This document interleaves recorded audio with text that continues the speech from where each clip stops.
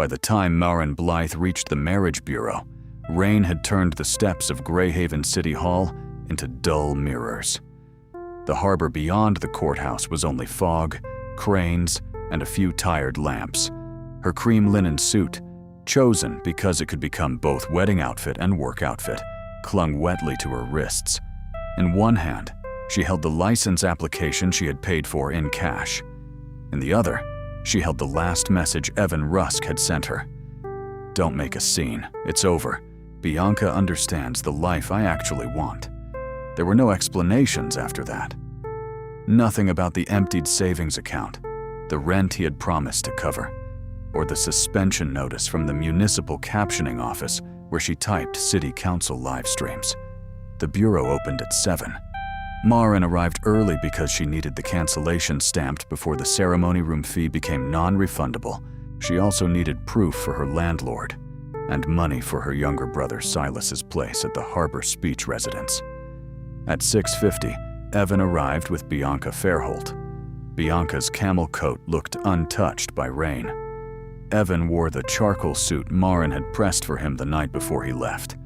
He stopped when he saw her beneath the flickering sign that read, "Marriage licenses."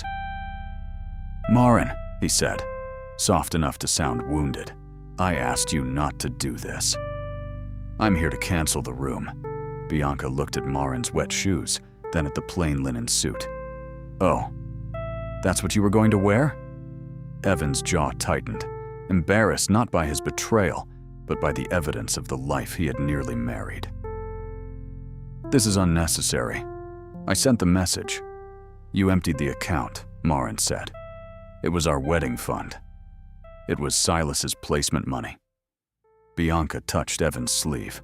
"You said she was dramatic." "I said she was under pressure." Evan lowered his voice. "Maren, you're already under investigation for altering public records. Don't add accusations. It won't help your reputation." Reputation. The word struck exactly where he aimed it.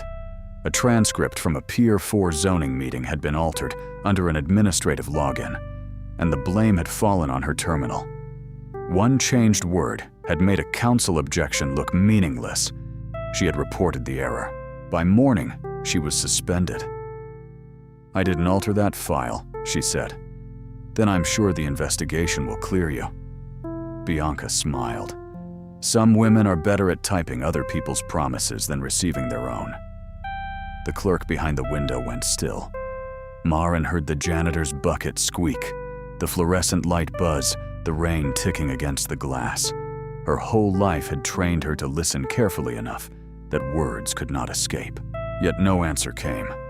Then a man behind them said, "That was an ugly thing to say before breakfast." No one had heard him enter. He stood inside the glass doors with a folded black umbrella and a leather document case. Tall, dark-haired, dressed in a severe overcoat, he had the controlled stillness of someone who could make an entire room check its posture. Evan recognized him first. Mr. Layton. Bennett Layton. Maren knew the name because everyone in Greyhaven knew it. CEO of Layton Harbor Works, owner of the docks, the tower, the dry yards, the freight contracts, and, according to every business paper, a heart with locks on it. Bennett looked at Bianca. "Apologize." Bianca blinked. "Excuse me? You insulted a stranger in a public office. Correct it." Evan moved quickly. "Mr. Layton, Bianca meant nothing by it. I rarely ask men to translate women who are standing in front of me." Bianca's face flushed. "I'm sorry if you felt insulted." "That's not an apology," Maren said before fear could stop her. Bennett's mouth did not smile, but something shifted around his eyes. Bianca swallowed. "I'm sorry I insulted you." Maren nodded. "Not forgiveness. Receipt." Bennett stepped to the counter. "Mrs. Bell, I need the private room." The clerk hesitated. "Mr. Layton, your party hasn't arrived." "I can see that." "You have until 8:15 for the trust courier." "I know." Maren should not have listened, but the bureau was small. Bennett's lawyer, a sharp woman named Helena Price, appeared with a phone pressed to her ear and panic hidden under expensive tailoring. "The contracted party is in Lisbon," Helena said. Her mother admits there was a transfer from a Lenora Vay Shell account. "We can prove interference later, but not by 8:15. Bennett's face did not change. "The anchor shares revert to temporary board control if you fail to file a spouse witness before the 72-hour review begins," Helena continued. "Lenora will have the votes to sell Pier 4 by noon." Pier 4. Maren's pen stopped above her cancellation receipt. Pier 4 held worker housing, a food cooperative, and the Harbor Speech residence, where Silas lived and learned without apologizing for needing time. Leighton Harbor Works subsidized the residence under an old founder's covenant. If Pier 4 was sold, the residence would be converted into short-term rentals before winter. Maren knew because she had captioned every ignored objection. Bennett turned slightly. He had noticed her reaction. Helena noticed too. "No," Bennett said before she could speak. "I haven't said anything. You were about to. You need a wife on the filing within 40 minutes. This woman is already here, already unattached." And she just corrected Bianca Fairholt to her face. "This woman can hear you," Maren said. Bennett faced her fully. Up close, he was less like a machine and more like a locked room. "My apologies. You are not an option simply because you are present." "Good." Evan laughed under his breath. "Maren, don't tell me you're considering whatever this is." She was not. Of course she was not. She had come to end one mistake, not sign another in front of a billionaire with emergency paperwork. Yet Pier 4 sat behind her thoughts like a lit window. Silas's face on video calls, his hands shaping words when speech exhausted him. The residence director's message: "I'm sorry to press you, but the autumn placement deposit cannot be delayed again." Bennett's eyes rested on her bent folder. "Your name?" "Maren Blythe." "Do you understand contracts, Ms. Blythe?" "I captioned city procurement hearings for 4 years. I understand how people hide knives inside polite language." Helena's eyebrows lifted. "I require a legal spouse for a 72-hour trust review beginning at 8:15, Bennett said. "The marriage would be real in filing and limited by private agreement. Separate rooms, no physical expectations, no social obligations beyond the review. At the end, counsel files dissolution. Compensation is negotiable. I'm not merchandise." "No," he said. "You're a person taking a risk because my family is trying to steal a harbor." It was the first honest sentence anyone had given her that morning. "I have conditions," Maren said. Evan stared. "Maren." She ignored him. "First payment goes directly to Harbor Speech residence under Silas Blythe's account, with receipt before I sign. Second, no non-disclosure clause that stops me from reporting crimes. Third, no clause allowing you, your board, your family, or your lawyers to speak for me after the 72 hours. Fourth, if anyone leaks the private contract to shame me, you state publicly that you approached me. Fifth, I edit before I sign." Helena looked as if a chair had begun negotiating. Bennett held out the document case. "Mrs. Bell, we need the room." In the private room, Maren read every line. She changed companionable conduct to public attendance. She changed reasonable affection to no required physical contact beyond mutually agreed ceremonial gestures. She added the reporting clause herself, while Bennett stood by the window arranging the payment. At 7:51, her phone vibrated.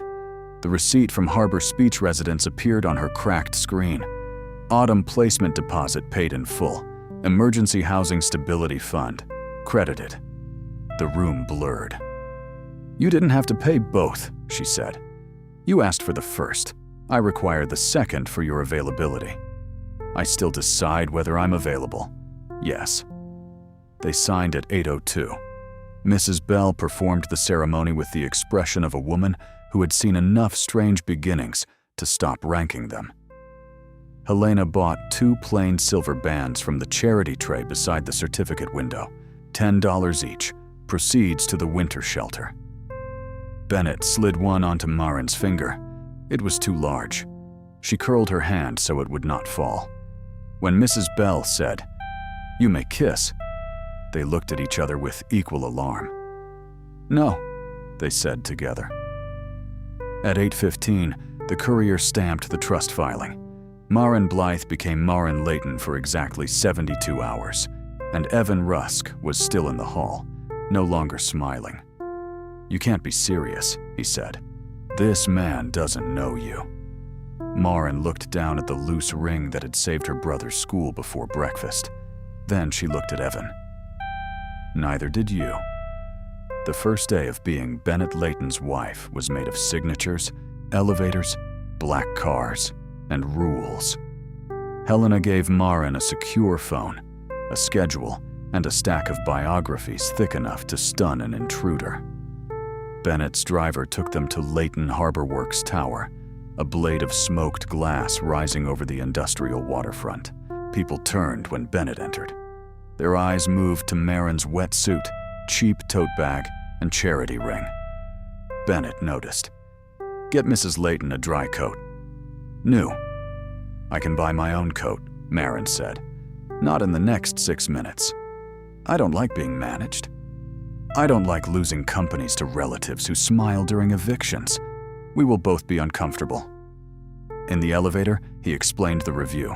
His grandfather had created the anchor share clause after watching family executives hide consequences from spouses, workers, and communities. If the CEO had a spouse, that spouse sat through the 72-hour trust review as a non-voting witness. If the CEO was unmarried, the senior family trustee could occupy the witness seat.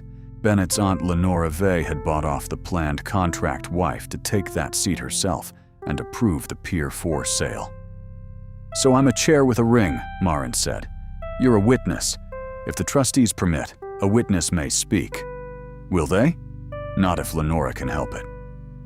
On the 37th floor, an executive consultant named Iona Marsh dressed Maren in a charcoal gown that fit after a dozen pins. "I'm not being remade," Maren warned. "Good," Iona said. "Remade women never stand correctly. We're making sure rich people have to insult your ideas instead of your hem." At 10, Maren entered the review chamber. 12 trustees sat around an oval table facing the harbor. Lenora Vey wore pearls the color of clean teeth and smiled as if welcoming Maren to a funeral. "My dear," Lenora said, "what a whirlwind romance." Maren sat. "Very windy." Someone coughed into a fist. Lenora's gaze dropped to the cheap ring. "And economical." Maren placed her hand flat on the table. "I've found expensive things fail at the same rate when the people behind them are careless." Bennett's shoulder eased by a fraction. The day was designed to exhaust. Debt schedules, port safety liabilities, redevelopment plans, community impact statements with missing pages. Maren understood less than half the finance language, but she understood omissions. When Lenora called the harbor speech residence a legacy tenant with low yield, Maren looked up. Low yield for whom? Every pen stopped. Lenora turned slowly. "The spouse witness traditionally observes." The clause I signed said non-voting witness. It didn't say decorative. A trustee named Mr. Alcott leaned forward. "Mrs. Layton may ask clarifying questions during community impact review." Lenora's fingers tightened. "Of course, I meant low financial yield." "For the record," Maren said, "the residence reduces city service costs and provides communication support for children and adults who would otherwise be displaced. That cost offset is missing from page 42. The chief financial officer glanced at Lenora and then away. Bennett said quietly, "Addendum C includes those estimates. They were removed from the sale summary." "An oversight," Lenora said. Maren wrote oversight in her notebook and underlined it twice. By evening, a photo of her leaving City Hall beside Bennett had spread under the headline, "Suspended City Worker Becomes Layton's Contract Bride." Strangers were calling her the 72-hour wife. Portions of the private agreement had leaked. The payment, the deadline, the separate rooms. Not her clauses, enough to make her look bought, and him look incapable of being loved without paperwork. Bennett read the leak in the executive apartment 3 floors below the boardroom. It had 2 bedrooms, white walls, and a view of cranes under rain. "Only 5 people had the final agreement," Helena said over the phone. "6, Maren said. "Me." Bennett looked at her. "No, you have to consider it." "I considered it before you said it." "No. You've known me 12 hours. I've known Lenora 41 years. The certainty should have frightened her. Instead, it steadied something she had not realized was shaking. Later, after Helena left, Maren's secure phone rang. Silas appeared on video, sleepy and worried. He signed before speaking because signing found his thoughts faster. "Are you safe?" Maren signed back with one hand. "Safe. Strange day. I'll explain." Silas looked beyond her. "Who is there?" Bennett had stepped away, but not far enough to vanish. Maren considered lying. She had lied to protect Silas from eviction notices, from Evan's irritation, from the full price of dependence. She could not lie in a borrowed room with a ring loose on her finger. "My husband," she said. Silas blinked. "You did not have one yesterday." "It's temporary." Bennett's expression changed. Not hurt, exactly. He had no right to hurt, but the word temporary crossed the room and left a mark. Silas studied him through the screen. "Is he kind?" Maren almost answered no, because cold was safer. Bennett stood still, not performing warmth, not stepping into the call, not treating Silas like an audience.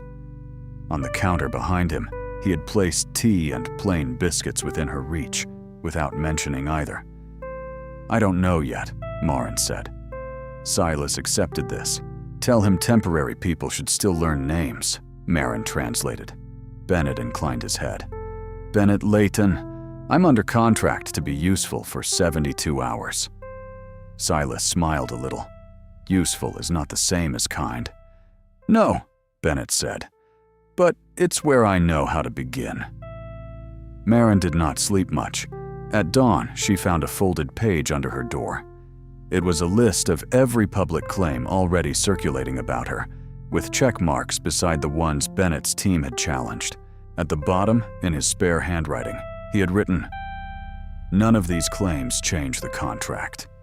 None change your brother's payment. None give me the right to speak for you." She read the note twice and placed it in the inner pocket of her borrowed coat. The second day sharpened the trap. At breakfast, Maren mapped the online attacks. The phrase "paper ring opportunist" appeared in 6 anonymous posts, 2 gossip items, and 1 reporter's question before 9.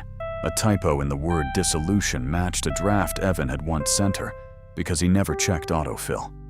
Several accounts had also attacked Pier 4 residents during the zoning fight. When she showed Bennett, he handed her his tablet. "Use whatever archive access you need." For what? To read. The simple answer warmed her more than praise. The public humiliation peaked at the community luncheon in the old rope factory beside the docks. Residents, executives, trustees, and press stood around tables dressed with white cloth. The walls displayed photographs of workers whose names had been printed too small. A reporter shouted as soon as Maren entered with Bennett, "Mrs. Layton, how much does a 3-day marriage pay?" Bennett turned, but Maren touched his sleeve. "Don't." He stopped because she asked, and the fact of that obedience steadied her. She faced the reporter, less than selling homes out from under 600 people. The room shifted. A resident laughed. The reporter tried again. So you admit you were paid? I admit I read before signing. You should try it before printing. Lenora approached with Bianca Fairholt beside her. The sight of Bianca in Lenora's circle rearranged Maren's first morning. Bianca had not come to City Hall only to gloat. She had come because someone wanted witnesses to Maren's collapse. "Darling," Bianca said, "I had no idea Evan's former fiancée would become so newsworthy." "Neither did I," Maren said. "I thought the news was Pier 4. Lenora's smile sharpened. "Public integrity matters when a stranger gains access to family trust deliberations." "Then you'll support releasing the full sale summary with the removed cost offsets?" A photographer lowered his camera to hear better.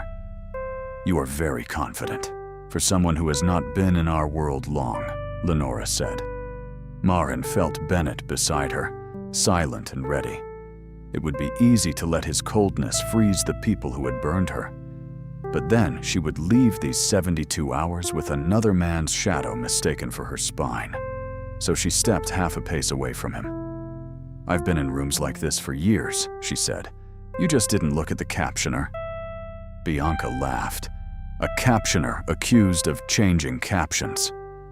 "Accused by whom?" Maren asked. "The transcript file that suspended me was altered from an outside administrative login the night before the Pier 4 vote. The changed word turned Councilman Ortega's request to delay the sale into nonsense. The original audio was missing when I requested it." Lenora's expression did not move. Bennett's did. He had not known the altered transcript concerned Pier 4. A resident near the back raised his voice. "We testified at that meeting. The record made us look like fools." "My daughter's speech program was cut from the transcript," a woman added. Reporters turned toward Lenora.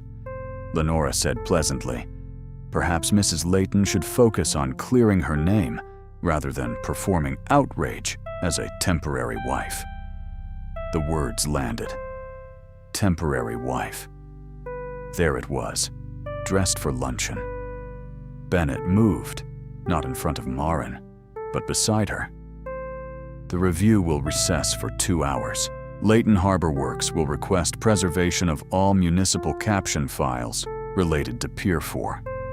Any board member found to have interfered with public records will be removed from trust proceedings." Lenora's smile vanished. "You don't have authority to remove me." "No," Bennett said. "The trustees do. I have authority to make them curious." In the service corridor afterward, Maren reached for the wall. Bennett caught her elbow, firm and careful. "Sit," he said. "No." "Then lean." "I said no." He released her instantly. "I'm not one of your cranes," she said. "You can't stabilize me with cables." "I know. Do you?" "I'm trying to." She looked at him in the ugly corridor light. "Why are you so cold?" He looked toward the loading doors where gray harbor light shone through wire glass. "My father married 3 times for advantage. My mother was the first contract he regretted because she expected him to become human afterward. When she left, he told every paper she had taken a settlement and abandoned me. When she died, I learned she had used most of the settlement to fund Pier 4 clinics under other names." Maren's anger softened. "I was 16, he said, old enough to hate her for leaving, young enough to believe the person who stayed had told the truth. And you became efficient. Yes. This contract must feel like poison. Yes. Then why do it? Because Lenora would sell the last places my mother protected. Because workers deserve better than my discomfort. Because I thought I could keep the arrangement clean." He paused. "I was wrong."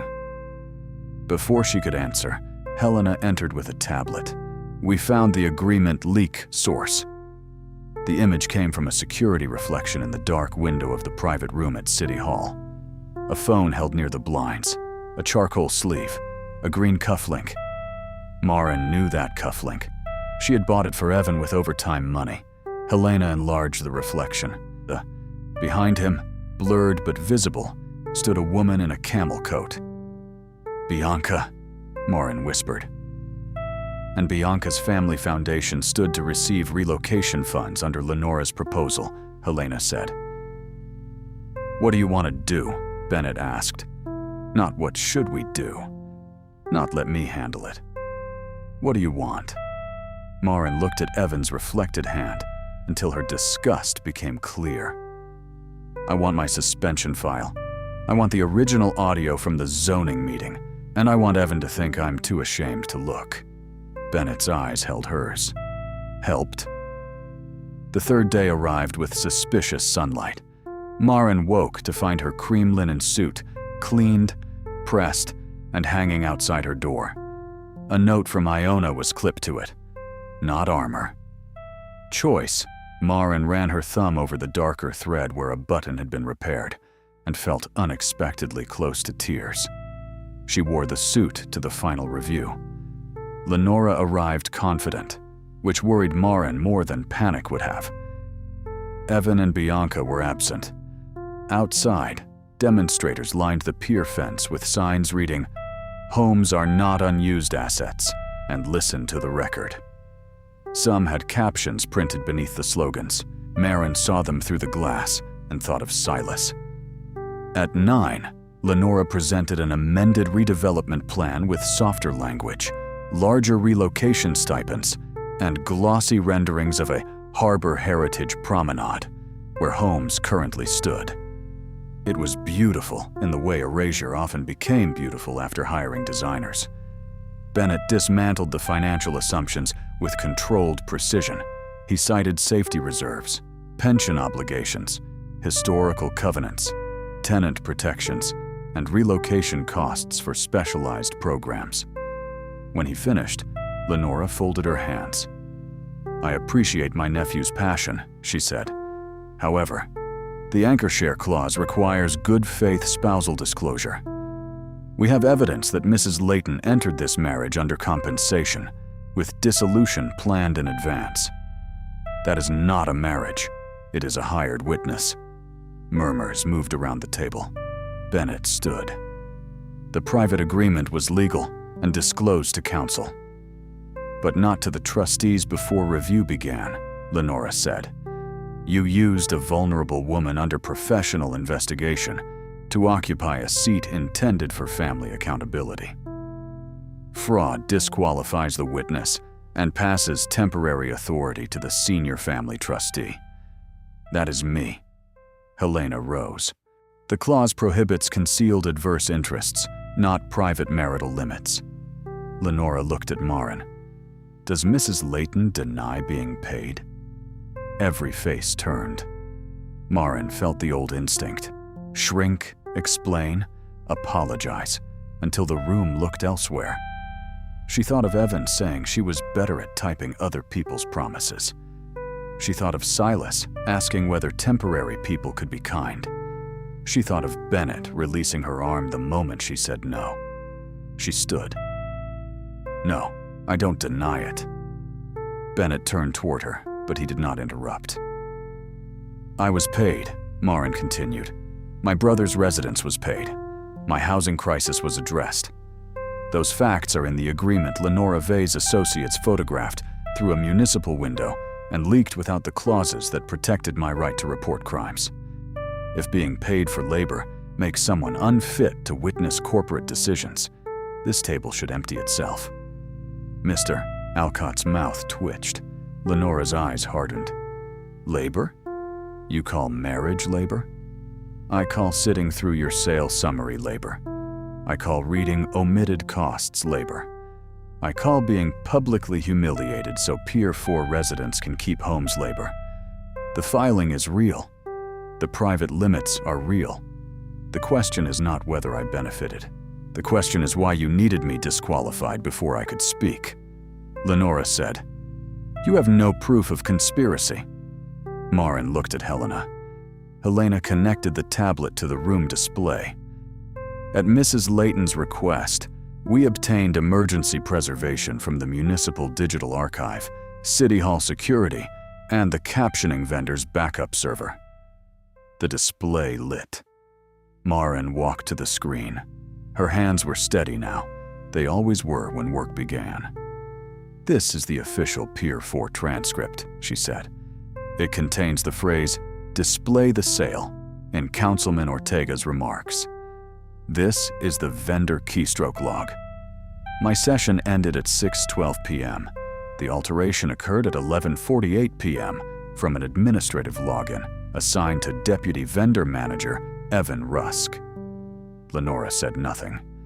This is the raw audio recovered from the accessibility backup. Councilman Ortega said, "Delay the sale." Not display. Delay. A trustee leaned forward. "This is a visitor log showing Mr. Rusk entered North Pier Communications that night. This is a draft press memo created minutes later, anticipating resident confusion before any public correction request existed. And this is Mr. Rusk photographing my private contract at City Hall. The woman behind him is Bianca Fairholt."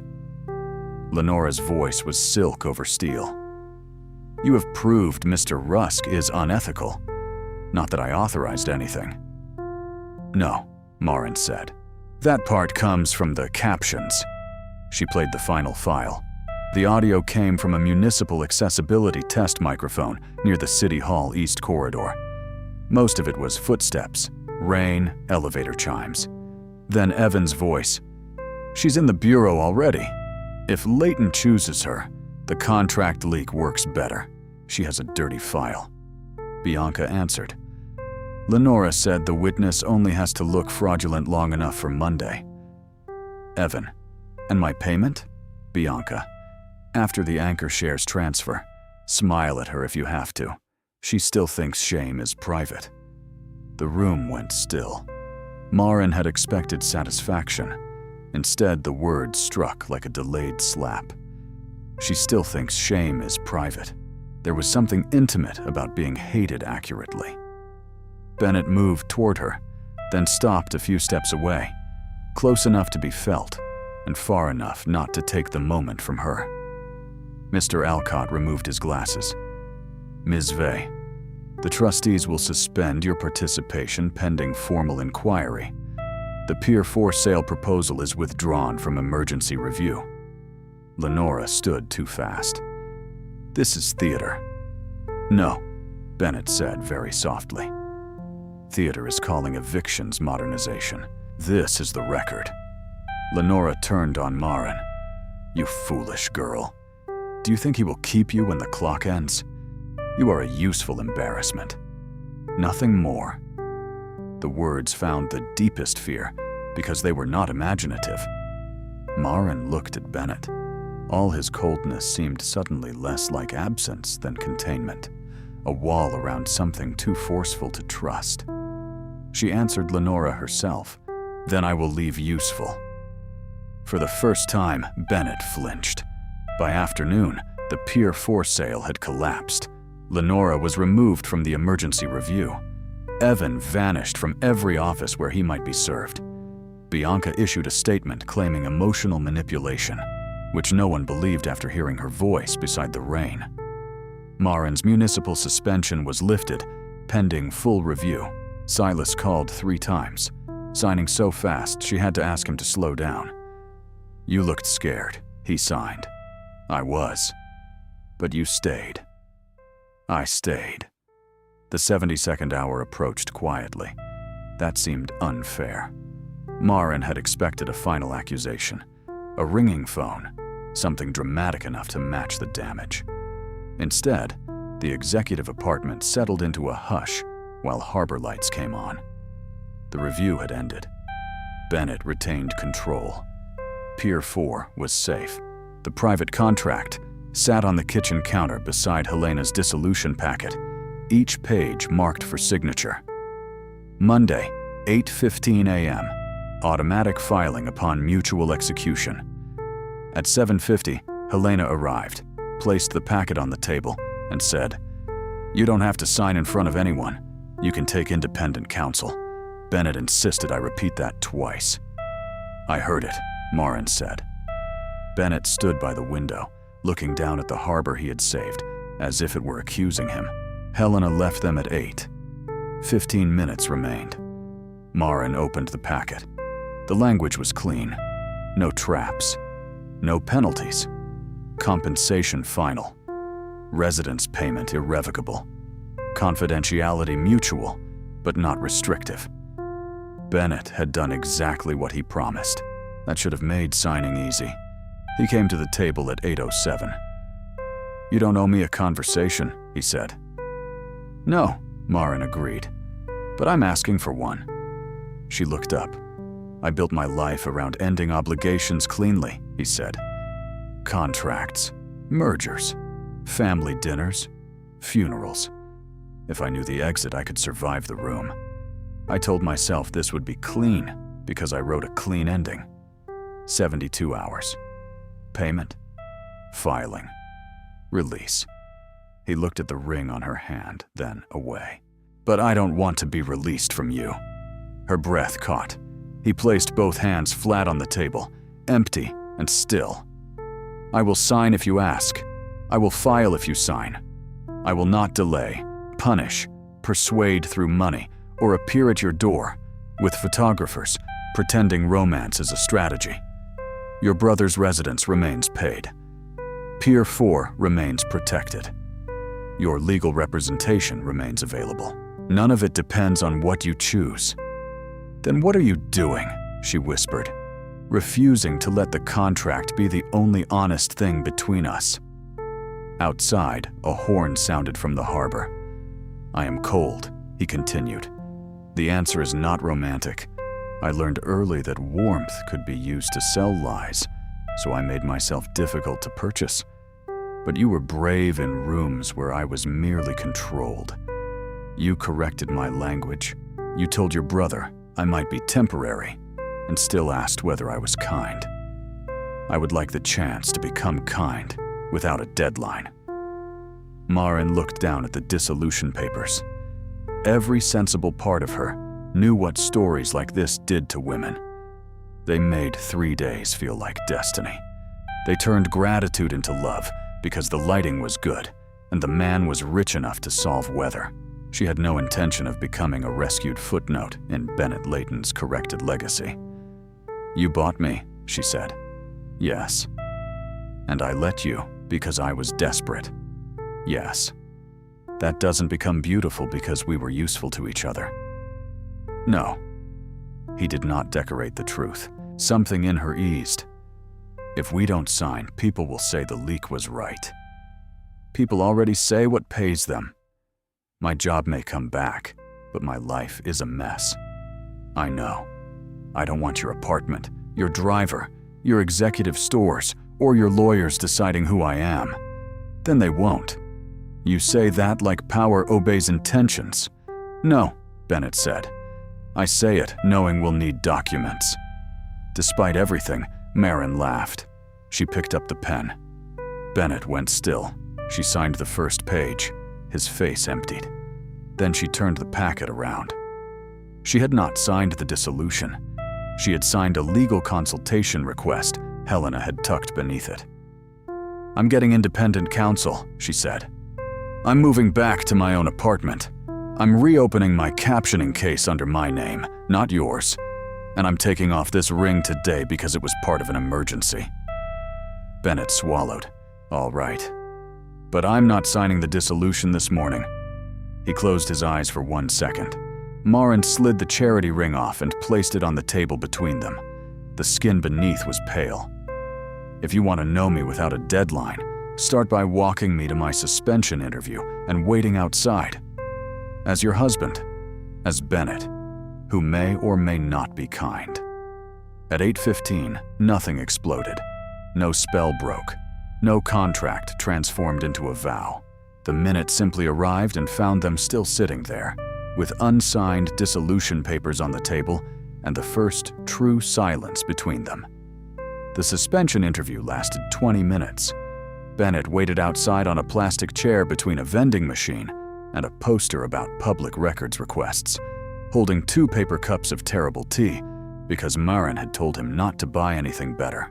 Inside, Maren presented the restored audio, keystroke logs, visitor records, and preservation letters. The deputy director apologized in phrases shaped by liability. Maren listened, then corrected him. "I don't want reinstatement as hush money," she said. "I want a public correction, a written finding that the alteration occurred after my session ended, and an accessibility backup policy that prevents one administrative login from changing civic testimony without audit." By noon, she had provisional reinstatement and the promise of a public correction.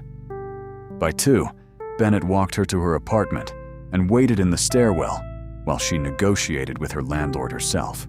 He looked as if restraint physically pained him, but he learned the shape of it. Inside, her apartment looked smaller than she remembered.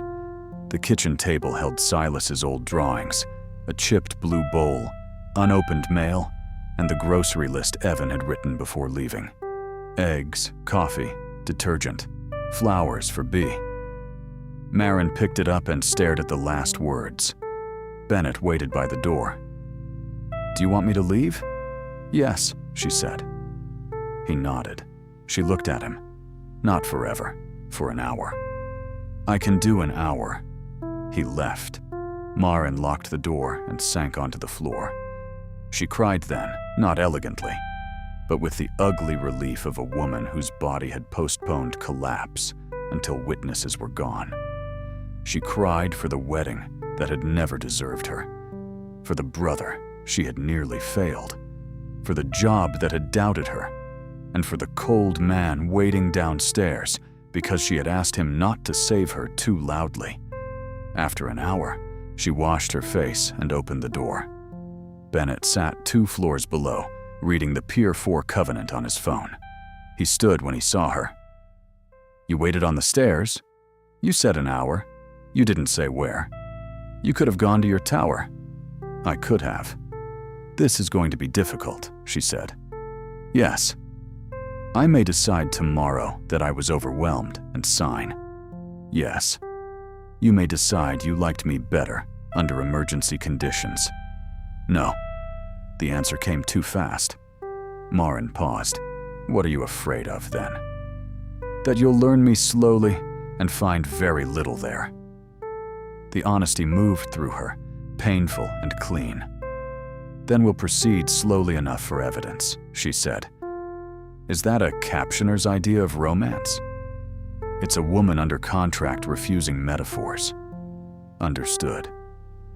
But his hand, when she allowed it to take hers outside the building, was warm. The weeks after the 72 hours did not become simple. That was how Maren knew they were real. Lenora Vey resigned from the trust under the weight of inquiries. Evan Rusk was fired after investigators linked his login to altered civic records. Bianca Fairholt's Family Foundation returned its relocation pledge. Reporters who had called Maren a contract bride requested interviews about whistleblowing and accessibility. She accepted only the ones willing to print the words, "Caption records protect public memory." Bennett remained precise, difficult, and feared by men who preferred signatures no one read. But he stopped meetings when community speakers were not properly captioned, required human cost statements before redevelopment summaries, and sat through Pier 4 resident forums without touching his phone. Maren returned to work, then resigned 3 months later with 6 other captioners to start Blythe Access Records, a cooperative for live captions, transcript audits, and public meeting preservation. Bennett offered investment once. Maren said no. He came back with a client contract at market rate and no ownership clause. She changed 3 paragraphs and signed. The marriage remained legally alive, though not easily defined. Maren kept her apartment. They met for early breakfasts, late harbor walks, and Sunday visits to Silas, who tested Bennett with questions no trustee would dare ask. "Do you love her? Or are you still trying to be useful?" Silas signed once.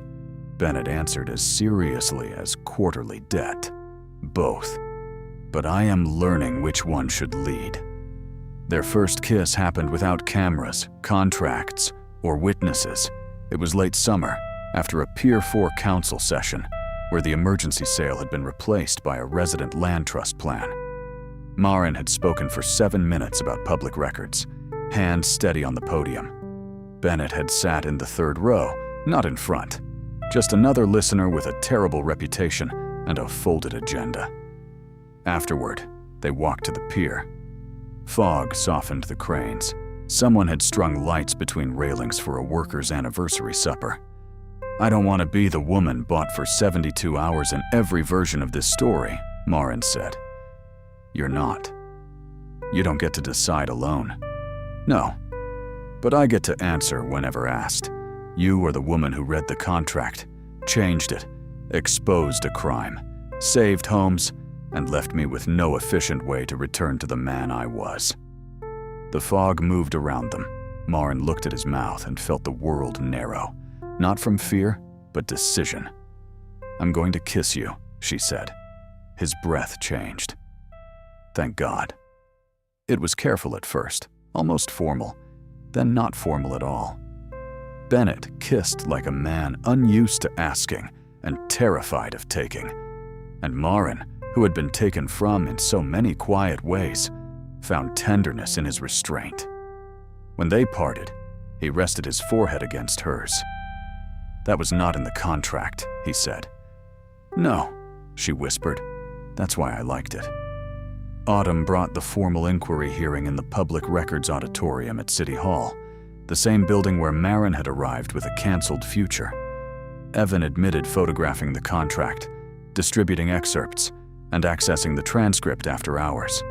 When he said, "I never meant for it to go that far," Maren answered calmly. "You meant for it to reach exactly as far as my silence." Lenora denied direct orders and called Pier 4 an underperforming asset until Mr. Alcott asked whether she had ever entered one of the speech classrooms. She said that was irrelevant, and the room understood her better than any confession could have allowed. When Maren took the stand, the opposing attorney tried to make the marriage the issue. "Isn't it true your relationship with Mr. Layton began as a financial arrangement?" "Yes," Maren said. "And you expect this panel to accept your testimony as independent?" Maren looked at the audience. Captioners, residents, dock workers, speech teachers, clerks, people whose words had been edited by those who counted on exhaustion. Independence is not the absence of need. It is the right to tell the truth while needing things. The official captioner typed the sentence. Maren watched it appear behind the panel, clean and accurate. After the hearing, Bennett found her near the same bureau chairs where her first terrible morning had ended. He held 2 paper tickets from the machine, A0101 and A02. "What are those?" she asked. "Certified copy queue." "Of what?" "Our marriage certificate. Helena says the original filing is legally sound, historically chaotic, and physically stained by rain. She recommends copies before Mrs. Bell retires and writes a memoir." Maren took A02 from him. "Why do we need copies?" "We may not." His face was calm, which she now knew meant terror, wearing a good coat. "But I have spent months learning you without a deadline, and I would like to ask whether you want to remain married on purpose." The hallway quieted around them. He did not kneel. Maren loved him for not kneeling there, where she had once been made small. He simply stood in front of her, equal in the fluorescent light, holding a paper ticket instead of a diamond. "No new contract," he said. "No merger of assets unless you design it. No move unless you choose it. No public announcement until you approve the words. No debt disguised as devotion. Only a question." Maren's fingers tightened around the ticket. "You rehearsed that? For 6 weeks? With counsel? With Silas?" She laughed, and her eyes filled. "That explains the no debt line." He was firm. She looked down at A002. Their first morning had begun with A001 and abandonment. This time there were 2 tickets, and no one was leaving to humiliate her into quiet. I want to remain married, she said. On purpose. Slowly. With separate bank accounts and shared breakfasts. Bennett's relief broke through so visibly that two clerks pretended to reorganize forms. And, Maren added, I want a ring that fits. He reached into his coat pocket, then stopped. I have one, but I won't produce it if that feels like pressure. It feels like you came prepared. I did. Then produce it, Leighton. He opened a small box. The ring was a narrow band, with a thin engraved line like a harbor horizon. Inside, in letters so small, she had to tilt it toward the light, were the words, "No deadline." Too much? He asked. Almost. I can return it. Don't you dare. He slid it onto her finger. It fit. Mrs. Bell appeared from the back office with the satisfaction of a woman who had always suspected the ending. I knew the no-kiss ones were trouble. Bennett blushed, which became the finest public scandal Greyhaven City Hall had ever seen. They did not hold a grand wedding because, as Maren pointed out, they had already endured the government portion under extreme conditions. Instead, in late October, they held a supper at the rope factory for Pier 4 residents, captioners, dock workers, and trustees who had redeemed themselves. The food came from cooperative kitchens. Every speech was captioned because no one in that room would ever again confuse access with decoration. Silas gave the first toast while Maren interpreted. Temporary people can still learn names, Silas signed. Permanent people should keep learning them too. Near the end of supper, Maren slipped outside. The harbor was cold and clear. Cranes stood against the night like patient animals. On her finger, the new ring held the light in a quiet line. Bennett found her at the railing. Too much? He asked. No, just breathing. He stood beside her without filling the silence. That was one of the ways she knew love had changed him. Not by making him less precise, but by making room inside his precision for another person's pace.